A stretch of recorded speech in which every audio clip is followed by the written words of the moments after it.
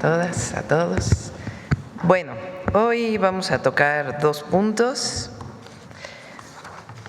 Siéntense, por favor.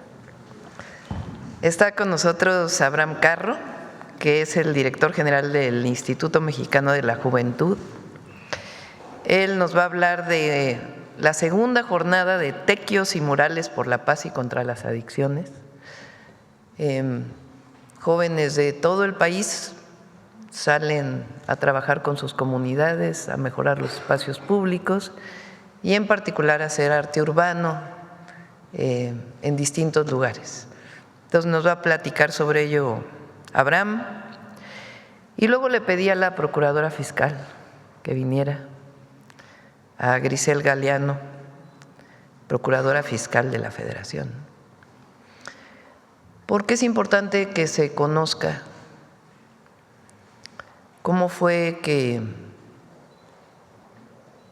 se calculan los adeudos fiscales. Cómo no es un asunto de negociación en lo oscurito, cómo es un asunto de ley. Cuando llegué a la presidencia en el Congreso de la Unión, juré guardar y hacer guardar la Constitución y las leyes que de ella emanen. Entonces es importante que se entienda que cuando se hace una revisión fiscal y se encuentran adeudos que debe pagar el deudor y que tiene derecho a sus reclamos dentro del marco de la ley, pero cómo es que se calculan, y particularmente algunos casos de cómo en el viejo régimen de consolidación fiscal se buscaba pagar el menor número de impuestos posible, generando condiciones que estaban al margen de la ley. Entonces es importante que todos conozcan esto y también qué dice la Constitución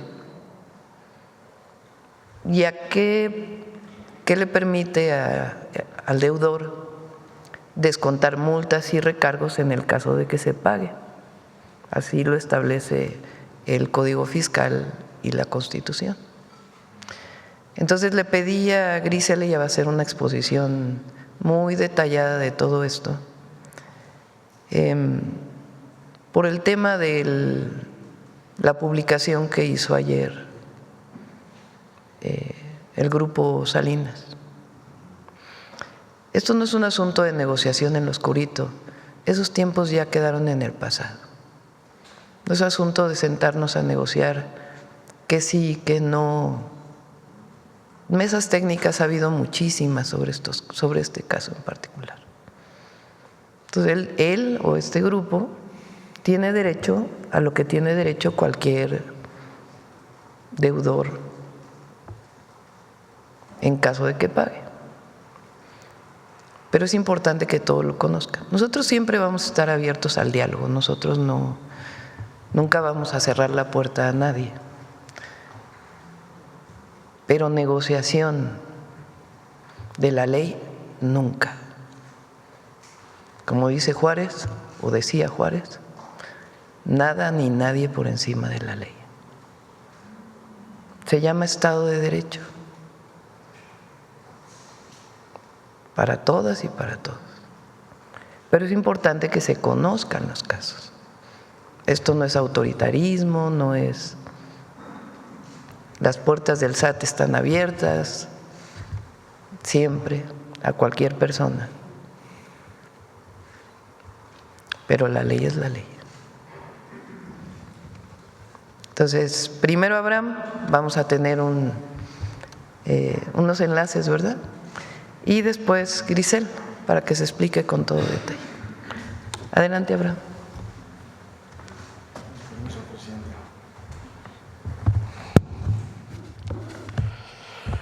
Muy buenos días a todas y a todos. El día de hoy vamos a presentar la Jornada Nacional de Tequios y Murales por la Paz y contra las Adicciones, en el marco de esta segunda jornada nacional que estamos realizando en todo el país. Este trabajo, esta acción va en línea con la estrategia por la paz y contra las adicciones que coordina el gobierno federal, particularmente la maestra Leti Ramírez. Y bueno, pues el día de hoy platicarles que se está llevando a cabo una campaña de murales acompañados de tequios que invita a las y los jóvenes a vivir una vida plena y libre de cualquier tipo de adicción. Déjenme platicarles que esta jornada, estos murales están siendo en este momento pintados por los mismos jóvenes en los 32 estados de la República, en cientos de municipios, preparatorias, universidades, barrios, comunidades, kioscos, parques, en todo espacio público. En este momento miles de jóvenes están saliendo a pintar. La que sigue, por favor. Esto es histórico, quiero mencionarlo, porque contrario a lo que ocurría en los gobiernos neoliberales, donde por supuesto no estaban interesados en que los jóvenes se organizaran, en los gobiernos de la Cuarta Transformación y en el gobierno de la presidenta Claudia Sheinbaum se convoca a que las y los jóvenes se organicen y sean protagonistas de la transformación que vive México. Hace algunas semanas se presentó aquí en este espacio, el 14 de mayo se habló acerca de otra jornada precisamente en donde más de 1 millón de jóvenes, igual de los 32 estados, salieron a realizar tequios, es decir, a recuperar el espacio público entre jóvenes, para jóvenes y para la comunidad. Si me permiten ahora, les quisiera presentar el video de esta jornada que estamos realizando de murales. Listo, adelante. Hoy, 26 de septiembre, de manera simultánea, en más de 6,000 puntos desde los 32 estados de la República, 1 millón de jóvenes se unen a la Estrategia Federal por la Paz y en contra de las adicciones. Porque recuperar y apropiarse de los espacios públicos crea comunidad. Porque cuando ocupamos las calles y los muros, logramos nuestras metas con arte y construimos futuro. Cada trazo fortalece el tejido social. Hoy, México pinta por la paz un corazón enorme latiendo en colores. La transformación pone a los jóvenes en el centro y les da espacio para expresar su voz y su creatividad, dejando huellas con símbolos de esperanza. Hoy podemos decir con orgullo, las y los jóvenes hacemos tequio y somos historia viva. De la mano de nuestra presidenta Claudia Sheinbaum, escribimos un nuevo capítulo de transformación, donde somos el presente que deja huella y transforma el futuro de México. Listo. Efectivamente, aquí en el video que pasamos, lo grabamos ayer a mediodía, poquito ya como a la 1 de la tarde. Les quiero decir que desde entonces hasta este momento, en la noche que hicimos el corte, habían más de 8,000 registros de murales que se están realizando en todo el país. Ahí llevamos 6,000, ya vamos por encima de 8,000. Y bueno, habría que ver el corte final, donde también se inscribieron, logramos la hazaña, la participación de más de 1 millón de jóvenes que están pintando y que están recuperando espacios el día de hoy. Hacer murales y tequios es también la oportunidad, y ellos lo saben, ellas lo saben, de hacer amigos, de compartir con compañeros, con compañeras, de generar comunidad y de hacer algo al mismo tiempo en beneficio de su comunidad y de la gente. La que sigue, por favor. Y bueno, nos parece importante mencionar que esta estrategia no es una acción esporádica, se encamina, se enmarca en una serie de acciones que busca principalmente generar permanencia en las juventudes. Por eso, en cada actividad que realizamos en territorio, estamos convocando a construir entre las juventudes comités de jóvenes por la transformación, que tienen como objetivo fomentar dentro de sus propios espacios el deporte, la cultura, el arte, el ajedrez, la recuperación de espacios, la lectura y principalmente las libertades de las y los jóvenes. Hoy los jóvenes están saliendo a pintar, a vivir en libertad, nunca más un país sin sus juventudes. Si me permite, Presidenta, nos podemos ir. Hay varios estados que ya están conectados, algunos en el norte por el tema del horario quizá no alcanzaron, pero quisiéramos enseñarle algunos de los puntos de estos más de 8,000 puntos registrados hasta el día de ayer, en donde ya los jóvenes están haciendo diversos murales, diverso arte, diversa creatividad, y bueno, pues aquí lo tiene. ¿Quién puede hablar o no? Sí, sí, pues a ver, los compañeros de Oaxaca que están pintando un mural bellísimo, también los de Tlaxcala por ahí.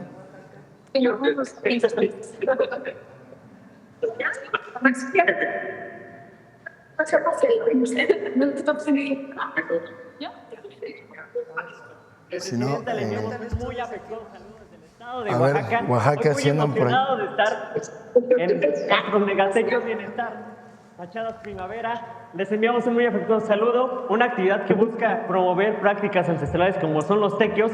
Invitamos a todas y todos los jóvenes mexicanos a poder sumarse a estas actividades que buscan el fortalecimiento de la comunidad, la promoción de paz y el rescate de los espacios urbanos. Estamos muy emocionados, les enviamos un afectuoso saludo desde Oaxaca y la primavera oaxaqueña. Saludos. Hola, muy buenos días. Los saludamos desde el Tecnológico de Villahermosa. Mi nombre es Víctor Emanuel Méndez Salvador y hoy en la Jornada Nacional de Tequios y Murales por la Paz, con creatividad, las y los jóvenes estamos construyendo la paz y estamos demostrando que otro mundo, un mundo mejor, sí es posible. Pero no sé si aquí nos empezamos.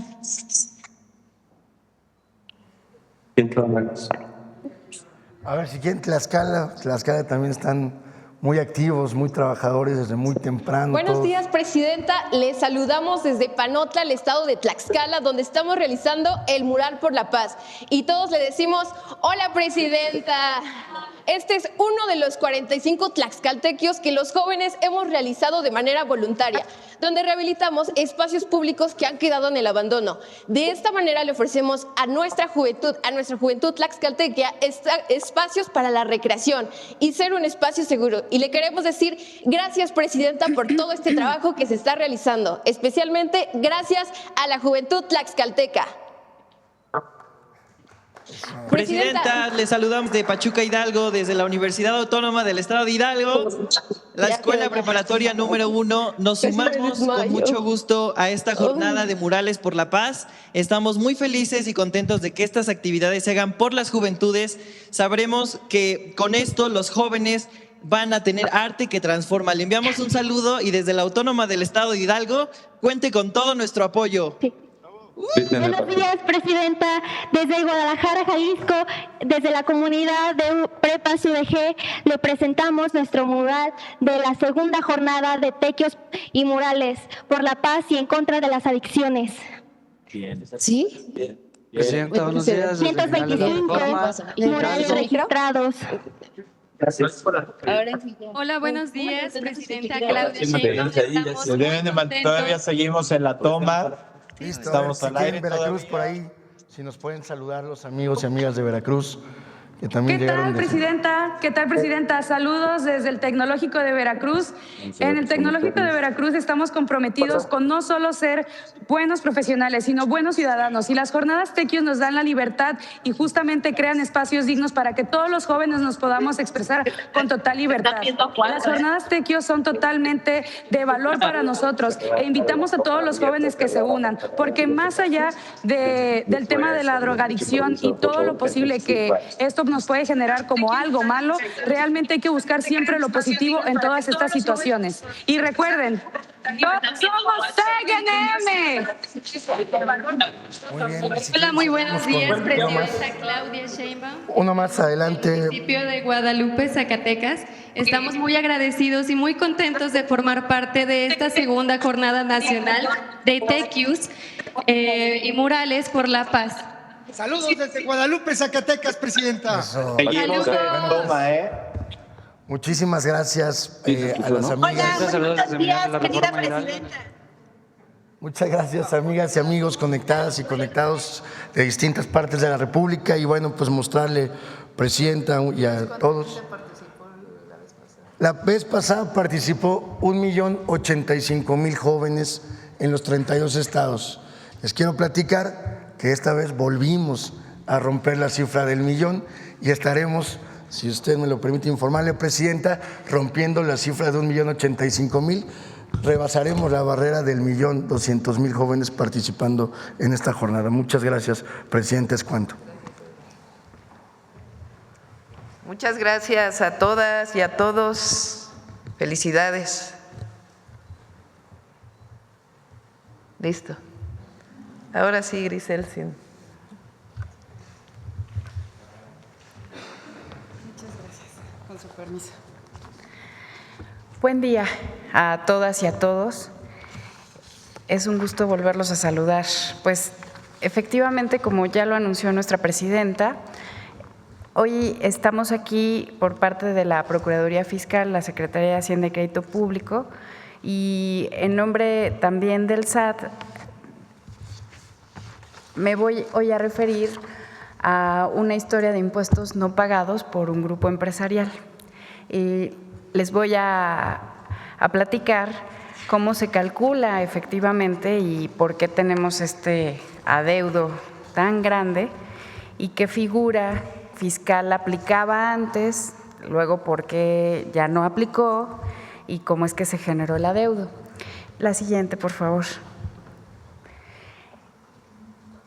Este grupo empresarial y muchos otros ocuparon esta figura legalmente aceptada que en nuestro país se generó para favorecer un mecanismo que se le proporcionaba a las empresas para que estas empresas que eran muy grandes y que tenían muchas subsidiarias pudieran presentar sus impuestos como si fueran una sola, las conjuntaban, las consolidaban.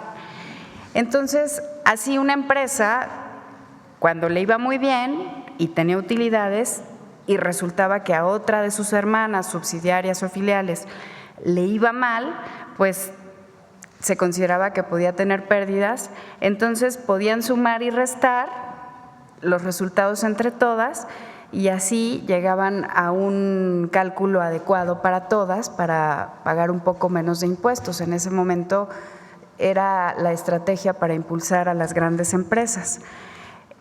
Entonces así el grupo podía pagar menos impuestos en el corto plazo. ¿Por qué? Porque si salían cantidades que tuvieran que pagar, las podía incluso hasta diferir a lo largo de los años hacia adelante, generalmente hasta 10 años. Y porque las pérdidas pues se compensaban con las ganancias de las otras, ¿no? Entonces este movimiento lo realizaban en familia empresarial. Siguiente, por favor.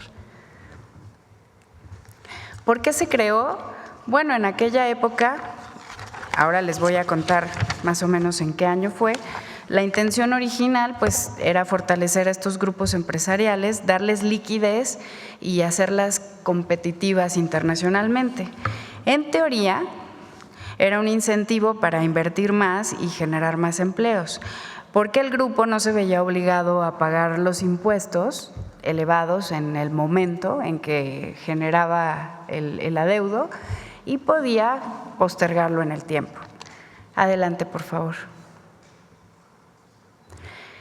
Pero hubo abusos. Se generó una problemática importante porque movían los números de la contabilidad para aparentar más pérdidas de las que en realidad tenían y provocar pagar menos impuestos, además ya de los beneficios que les daba esa figura. Entonces, diferían los impuestos durante muchos años sin pagarlos realmente y además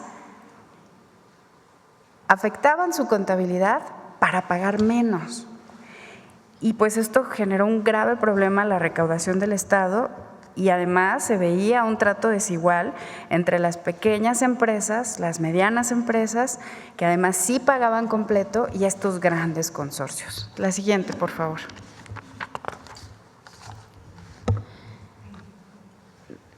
En 1982 es cuando se crea esta figura y se buscaba este régimen de apoyo. Después, entre 2000 y 2012, mantiene el grupo en aquel entonces en el poder, mantiene el régimen empresarial y empezaron a generarse ciertas críticas porque ya se estaba cayendo en un excesivo diferimiento. Y en 2012 y 2018, entre esos años, ya era tan grave la crisis fiscal que se consideró importante que debía de hacerse una reforma a ese régimen. Y entonces en 2014 es cuando cambia este régimen, lo cancelan y lo que lo sustituye es un nuevo régimen que se llama régimen opcional para grupos, que es mucho más estricto, con plazos para pagar impuestos más definidos. Y el argumento pues era ese, ya se había abusado demasiado y había que recuperar los ingresos públicos. Cuando en 2018 llega nuestro nuevo gobierno, se refuerza la fiscalización, se determinan 0 privilegios fiscales, ya no hay consolidación, el régimen debe ser parejo para todos, debemos conducirnos en equidad y justicia tributaria para lograr el crecimiento y prosperidad del país. Siguiente, por favor. Entonces,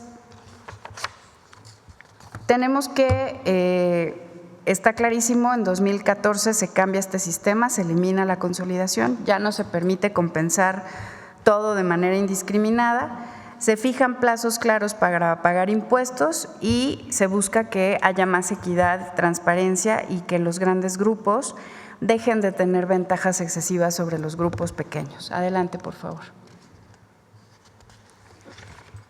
Pues este ejercicio entonces nos da una determinación legal, no fue al arbitrio de alguien, fue un cambio de norma y primero se permitió impulsar la inversión y el empleo, pero pues como se abusó, pues hubo pérdidas para la hacienda pública que todavía estamos tratando de recuperar. Siguiente, por favor.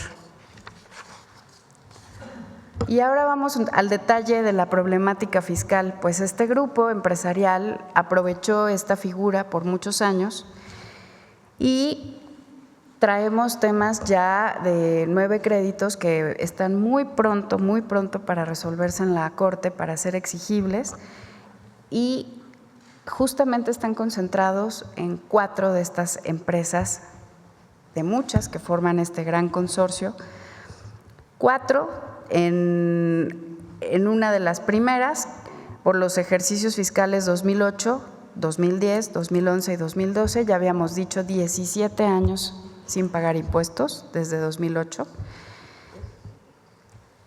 En la empresa número 2 traemos también un ejercicio fiscal de consolidación desde 2009, hagamos las cuentas de los años, más el ejercicio de la desconsolidación, una multa por pérdida indebida en la empresa 3, ahora les voy a platicar a qué me refiero con las pérdidas, etcétera, y en la empresa número 4 también deducciones indebidas. Entonces, todo es en el mismo grupo empresarial, es una estrategia de grupo. Adelante, por favor. Solo para recordar que en estos 9 asuntos o en estos 9 diferentes casos, tenemos un total, ya se acumuló, de 48,382,000 millones de pesos como adeudo total. Recordemos que se va actualizando, si no se paga se actualiza y entonces crece. Y pues estos casos ya están a punto de fallarse en la Suprema Corte, como les dije. Adelante, por favor. Pues vamos a entrar al detalle. En la empresa número 1, vamos a empezar por el ejercicio 2013, que es cuando la reforma entra y el Estado decide que ya no haya consolidación fiscal. Se habían juntado los ejercicios sin pagar, 2008, 2010, 2011 y 2012. Y en 2013, cuando se suspende el régimen, hay que hacer un corte de caja, así lo determinaba la reforma. Entonces, el SAT detecta que, aunque ya se terminó este régimen especial que les daba beneficios, la empresa no regresa los beneficios, porque así lo instruía la reforma, no regresa el dinero, no regresa a hacer las cuentas que debe de hacer con el SAT y hacer este corte de caja necesario para demostrar por qué aprovechó este beneficio en cada uno de los ejercicios y hacer las cuentas claras. Entonces, la situación actual que tenemos ahora es que en 2018 y hasta ahora, en los tribunales, pues ya se ha determinado que el SAT ha tenido la razón al haber llamado a esta empresa y determinarle este crédito fiscal que inicialmente era de 24,968 millones. Eso es lo que se requiere de pago ahora.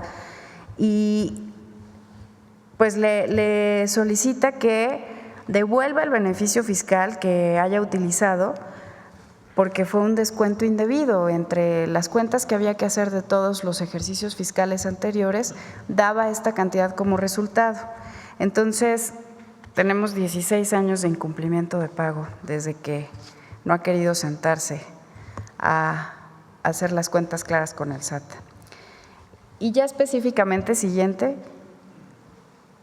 como tampoco pagó el total, que es lo que les comentaba ahorita, pues entonces el SAT tiene la obligación de hacer una cuenta por separado por cada ejercicio fiscal, por cada adeudo. Tenemos el ejercicio de 2008 con 2,096 millones. Es lo mismo, declaró pérdidas indebidas al vender acciones. Son estos movimientos corporativos de ventas de empresas y compran acciones en otras empresas y no calculan correctamente el costo promedio de cada acción. No todas las acciones en las empresas cuestan igual. Y entonces, pues aprovechaban que había empresas que traían pérdidas o ya iban en picada, las compraban, las hacían suyas como pérdidas y luego las restaban de sus utilidades o de sus ganancias y eso hacía que disminuyeran sus montos de impuestos. Movieron sus números y aparentaron pérdidas, pagaron menos, hicieron muchos movimientos corporativos, varias fusiones, divisiones de empresas y generaron artificialmente una pérdida fiscal que luego fue usada, insisto, para pagar menos impuestos. Desde 2018 también estamos litigando estos juicios y es uno de nuestros asuntos que ya está próximo para fallarse en la Corte.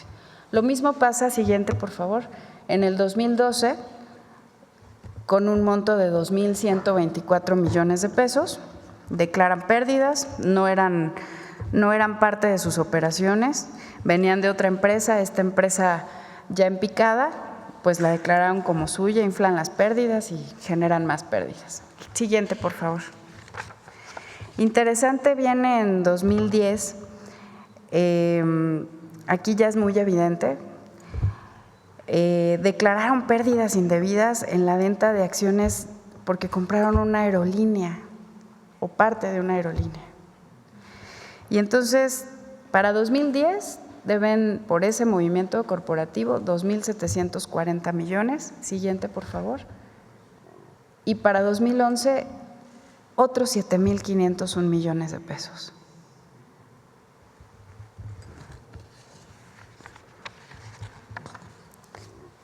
Sin palabras. En la empresa número 2, tenemos 2 ejercicios fiscales ya con temas en corte. ¿Qué pasó? En el ejercicio 2009 que se determinaron 3,547 millones. Igual la empresa declaró pérdidas, venían de otras sociedades, no eran operaciones reales de la propia empresa y crecieron sus pérdidas. Y aquí, curiosamente, sí hay un cúmulo de empresas más sustanciales. Varias empresas. Se fue acrecentando el abuso de la figura de la consolidación. También ya se ganaron 2 instancias y el caso ya también está para fallarse en corte. Ya se acumularon. Siguiente, por favor. Lo mismo pasó en el ejercicio 2013 para esta misma empresa. Ahora estamos hablando de 4.431 millones de pesos. Y es el mismo tema, la consolidación. Se fijan, en el 2013 se acaba y entonces llaman a las empresas a hacer este corte de caja. No pagaron los otros anteriores, tienen que sentarse a hacer la cuenta final. No es un doble pago, más bien se debe todo. Siguiente, por favor. La empresa número 3 trae un adeudo de 67 millones de pesos por una multa en el ejercicio 2012. También es una irregularidad fiscal reportar pérdidas más grandes de las que tuviste en realidad como empresa. Y el SAT, como verifica, pues se da cuenta que esto sucede y entonces multa a la empresa número 3. También ya hay precedentes judiciales en la Corte ya no va a poder entrar a fondo porque ya hay criterios anteriores, va a fallar a favor del fisco federal. Siguiente, por favor. Y la empresa número 4, pues resulta que dedujo más pérdidas de lo necesario, es decir, dedujo viáticos, anticipos, servicios, un montón de conceptos que en realidad no eran básicos para su operación. El SAT ya le ganó también este caso en todas las instancias y estamos esperando que se confirme o no solamente un tema de comisiones a distribuidores y aún está pendiente este amparo en la Suprema Corte de Justicia. Adelante, por favor. Como verán, estos 9 casos muestran un patrón de abuso de la figura de la consolidación fiscal. Per se no era mala, tenía un buen objetivo, pero se abusó de ella.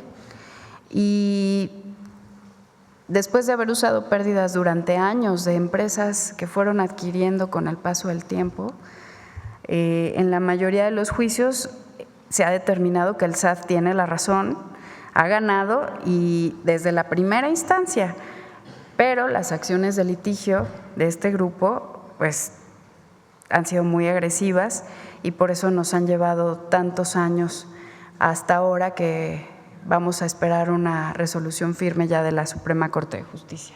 Por favor, siguiente. Y como lo comentaba nuestra presidenta,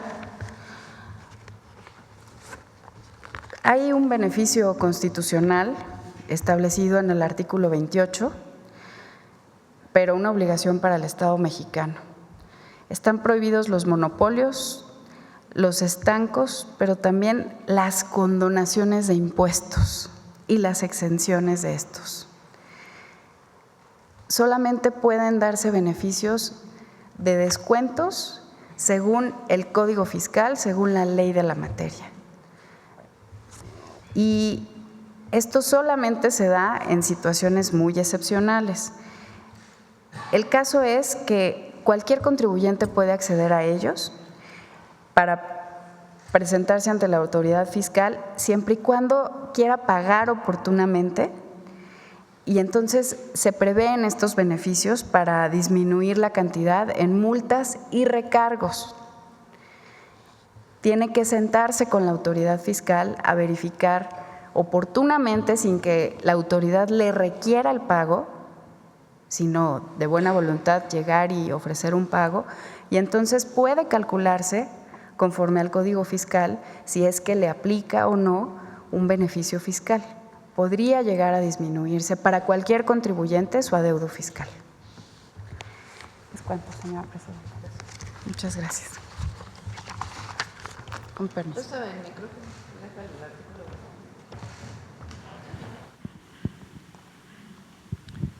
Esta fue incorporada por el presidente López Obrador en la Constitución. No existía.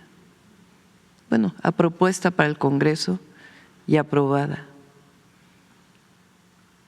O sea, la presidenta, el director del SAT, el secretario de Hacienda, no pueden, por Constitución, condonar, hacer exenciones en condiciones que fijan las leyes. No se puede. La Constitución claramente dice que las condonaciones de impuestos y las exenciones de impuestos en los términos y condiciones que fijan las leyes está prohibida.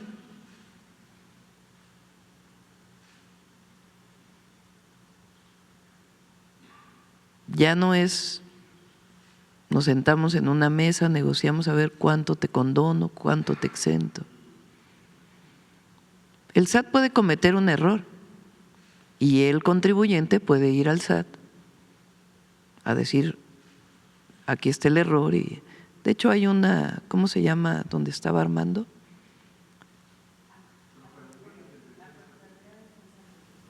La Procuraduría de Defensa del Contribuyente. Existe una institución, la Procuraduría de Defensa del Contribuyente, donde si alguien supone que hay un abuso de la autoridad, pues puede acudir a la Procuraduría. Y existen además, pues, los amparos y los tribunales por si se comete alguna injusticia. El tema es que aquí ya pasó del viejo Poder Judicial, ni siquiera del nuevo. Ya pasó primera instancia, segunda instancia, tercera instancia, y ahora está 9 temas a resolución de la Corte, entre muchos otros que también tienen que ver con asuntos fiscales, con otros grupos o alguna otra persona. Entonces, ¿qué beneficios puede tener? Los beneficios que dice el Código Fiscal, que se le pueden quitar las multas, los recargos, si es que desea pagar. Pero lo que dice la ley. Entonces, la puerta del SAT está abierta, pero es en el marco de la ley. Este no es un asunto político, más allá de cualquier diferencia política. No es un asunto político.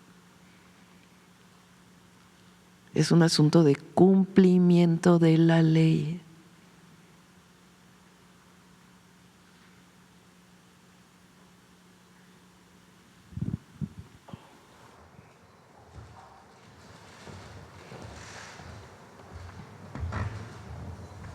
Y por eso se presentan los ejemplos de casos, que obviamente no pueden darse los detalles, pero ejemplos de casos que están sustentados, que no es una cuestión subjetiva. Bueno, ahora sí, vamos a las preguntas sobre el tema. A ver, vamos a ver aquí la compañera.